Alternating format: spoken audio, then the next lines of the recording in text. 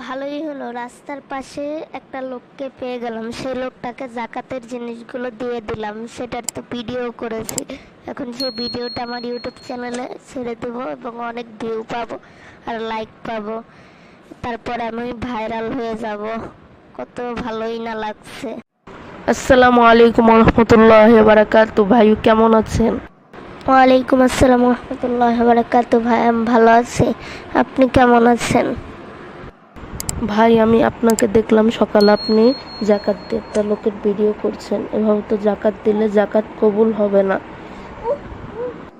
আল্লাহ তাআলা বলেছেন দান এমনভাবে করতে যাতে ডান হাত দান করলে বাম হাত না জানতে পারেন, কিন্তু আপনি ভাই সামান্য ভিউ পাওয়ার জন্য তার ভিডিও করেছেন। এভাবে জাকাত দিলে তো জাকাত হবে না। সরি ভাই, আমি বুঝতে পারিনি। এখন থেকে আমি সঠিক নিয়মেই জাকাত দেব, আর কারো ভিডিও করব না জাকাত দিয়ে। আপনাকে আমার ভুল ধরিয়ে দেওয়ার জন্য ধন্যবাদ ভাই, আমাকে ক্ষমা করবেন। জি ভাই, আপনি বুঝতে পেরেছেন। আল্লাহ আপনাকে হেদায়েত দান করেছেন, এটাই বড় কথা।